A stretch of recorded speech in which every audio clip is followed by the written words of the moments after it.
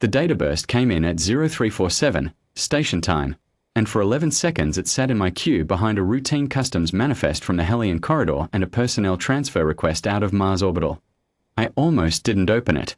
That's the thing I've never told anyone. 11 seconds. The burst was automated. No human hand had sent it. Observatory Lettiz had a standing protocol.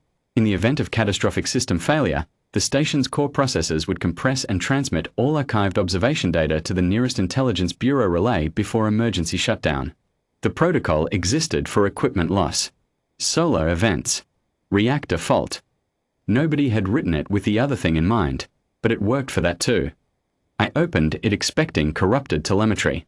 What I found was 23 personnel files, a complete sensor log running to the moment of termination, and a final automated notation in the station's maintenance registry. Structural integrity, 0. Power signature, 0. Life signs, 0. Transmission complete. I sat with that for a long time before I called anyone. My name is Renata Solis. I have worked for the Earth Intelligence Bureau for 31 years, the last 14 of them as a senior archivist at the Callisto Relay Station. My job is to receive, catalog, and route information. I am not an analyst. I am not an officer. I file things. I have always been good at it, and for most of my career I believed that was enough. Observatory Lettiz was a civilian installation. 14 astronomers, 6 instrument technicians, 2 atmospheric chemists, and 1 administrative coordinator. They had been positioned at the edge of map space for 3 years, cataloguing the approach geometry of a particularly dense stellar nursery. Their equipment was powerful, long-range passive sensors, no active emitters, nothing that could be confused for a weapons platform by anyone paying attention. The Sorreni collective had been paying attention. I read the sensor log carefully, twice. The approach vectors were clear. 3 Sorreni efficiency vessels, a designation I recognized from trade corridor reports, meaning automated platforms operated without crew, had arrived in the Lettiz operational radius at 0341. They had not hailed. They had not transmitted a warning or a demand or even a navigation caution. They had simply begun their approach, and 6 minutes later, the station's automated burst protocol had done its job because there was nothing left to do anything else. The sensor log had captured the efficiency vessel's registration codes. Standard practice. Lettiz had been cataloging everything in their field of view. It was what they were there for. The Sorreni collective had apparently decided that was the problem. There is a section in the Bureau's Incident Classification Manual, Chapter 11, Subsection 4, that covers deliberate hostile action against non-military human installations. I had helped index that section 12 years ago. I knew exactly what it said, and I knew exactly which forms it required, and I sat at my desk at 0412 station time and began to fill them out. Some people, when they hear this part of the story, expect me to describe something more dramatic. A breakdown. A fit of grief. I knew 8 of the 23 by name. Petra Halvorsen, the station coordinator, had filed a supply request through my relay 2 weeks before, and we had exchanged 3 brief messages about a notation discrepancy in her equipment manifest. She had been methodical and precise and had thanked me when I caught her error. I thought about her while I filled out the forms. I did not stop filling them out. The warrant was a formal document. It required a factual summary of the incident, the classification of the offense, the supporting evidence, which I attached in full, the sensor log, the efficiency vessel registration codes, the personnel files, the final maintenance notation, and a recommended response category.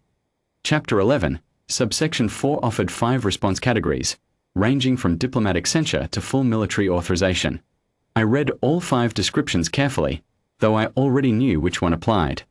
I filed the warrant at 0531. I flagged it priority actual, which is a designation I had used 4 times in 14 years and which routes directly to the Bureau's duty officer without passing through the standard review queue. Then I made a pot of coffee and waited. The duty officer, a man named Callum Vries whom I had never met in person, called me at 0549. He had read the warrant. He asked me 2 questions, whether the sensor log had been integrity verified, and whether I had any reason to believe the efficiency vessels had been operating outside Sorreni collective authorization. I told him the log had self-verified on transmission and that the registration codes were current collective military registry.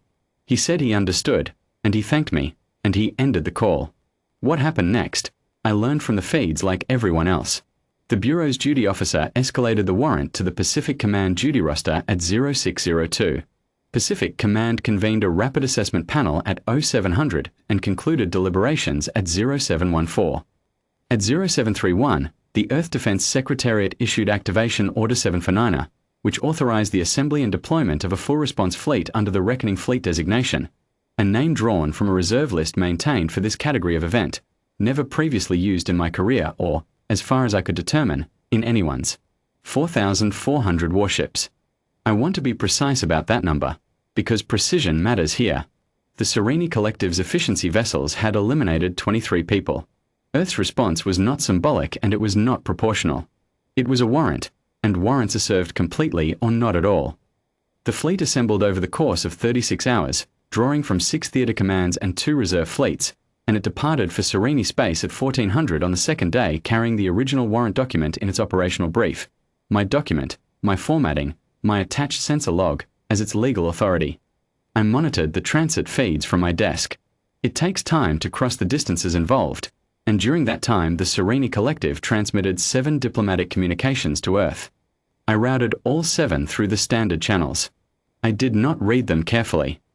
My job is to route things, not to evaluate them, and the warrant had already been filed and accepted and the fleet was already moving. The Sorreni home system came into range on the 18th day. I was on my scheduled shift when the first contact reports came through. The Reckoning Fleet had dropped from transit at the outer marker of the Sorreni system boundary and broadcast a single transmission on all collective frequencies.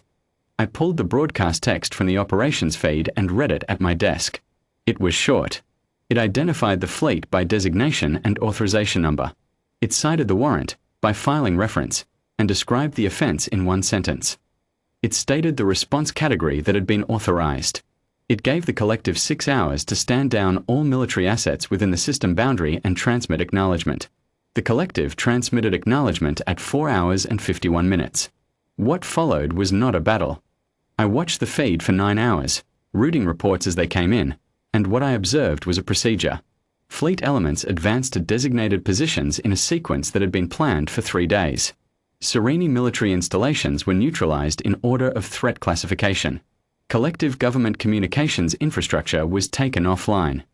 The efficiency vessel depot, there were 41 of them, the registration codes all matched, was dismantled to component level. The procedure was complete by the end of my shift. There were casualties on the Sorreni side. I know the figure. I am not going to put it here, because that is not the point of this account and because the number exists in the operational report, which is a separate document filed by people whose job it is to file those things. The Reckoning Fleet left a garrison of 200 ships in the Sorreni system and departed on the 19th day. The collective's remaining government signed the Bureau's Standard Post-Action Accord, a document I had also helped index years ago, which included a reparations schedule, a monitoring agreement, and a prohibition on efficiency vessel operations within 4 light years of any human installation. I filed the case closure notation at 0903 on the 20th day. I attached the original warrant, the operational report, the post-action accord, and the final fleet manifest. I marked the Let His file complete and moved it to the permanent archive. I noted in the summary field that 23 members of the observatory staff had been recovered, what remained of them, from the debris field, and would be returned to their families. Then I started on the customs manifest that had been sitting in my queue since before the data burst came in. It had been there for 20 days by that point. The discrepancy in it was minor, a notation error, the kind Petra Halvorsen would have caught immediately, and I fixed it and routed it and moved to the next item. People sometimes ask me if it was enough. If 4,400 ships was the right number, the right response, the right answer to what was done to the 23 people on observatory letters. They expect, I think, that I will have a complicated answer, that there will be weight to it, and doubt, and the kind of philosophical uncertainty that makes for a satisfying conversation. I filed the warrant. The warrant specified the response category. The response category authorized the fleet. The fleet served the warrant. That is not a complicated answer. That is a closed file. In the 31 years I have worked for the Bureau, I have learned one thing that I believe is true without qualification. The difference between a civilization and a collection of planets is whether its paperwork means anything. Ours did.